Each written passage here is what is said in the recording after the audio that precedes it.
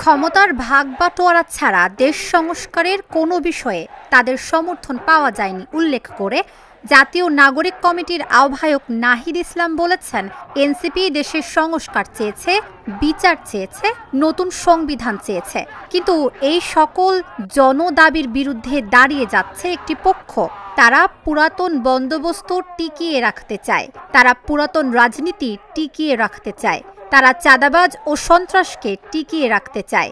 শনিবার দুপুরে সাতক্ষীরা শহরের খুলনার আসিফ চত্বরে পথসভায় তিনি কথা বলেন। তিনি আরো বলেন, তারা ভেবেছিল ২-৩টি আসন দেখিয়ে, ক্ষমতার ভাগবাটোয়ারার লোভ দেখিয়ে গণ অভ্যুত্থানের শক্তিকে ছিনিয়ে নেবে, কিন্তু যারা বিপ্লবের শক্তি, যারা মৃত্যুর মুখ থেকে ফিরে এসেছে, তাদেরকে কেনার সাধ্য বাংলাদেশের কোনো রাজনৈতিক দলের হয়নি। পথসভায় আরও উপস্থিত ছিলেন এনসিপির সদস্য সচিব আখতার হোসেন, যুগ্ম সদস্য সচিব ডাক্তার তাসনিম জারা, দক্ষিণাঞ্চলের মুখ্য সংগঠক হাসনাত আবদুল্লাহ, উত্তরাঞ্চলের মুখ্য সংগঠক সার্জিস আলম, দক্ষিণাঞ্চলের যুগ্ম মুখ্য সংগঠক মিসবাহ কামাল সহ অন্যান্যরা।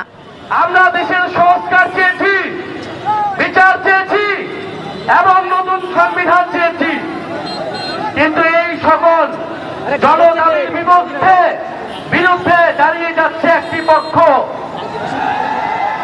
যারা পুরাতন বন্দোবস্তকে টিকিয়ে রাখতে চায়, যারা পুরাতন রাজনীতিকে টিকিয়ে রাখতে চায়, যারা চাঁদাবাজ এবং সন্ত্রাসকে টিকিয়ে রাখতে চায়। কিন্তু আমরা বলেছি, গণ অভ্যুত্থানের পরে, এত মানুষের জীবন দানের পরে তারা যদি মনে করে তারা আগের পুরাতন রাজনীতি করবে, তাহলে এটা এত সহজ হবে না। গণ অভ্যুত্থানের শক্তি এখনো মাঠে আছে, এখনো তাদের গর্জন রয়েছে। প্রিয় সংগ্রামী বন্ধুগণ, তারা ভেবেছিল ২-৩টা আসন দেখিয়ে, ক্ষমতার ভাগবাটোয়ারার লোভ দেখিয়ে তারা গণ অভ্যুত্থানের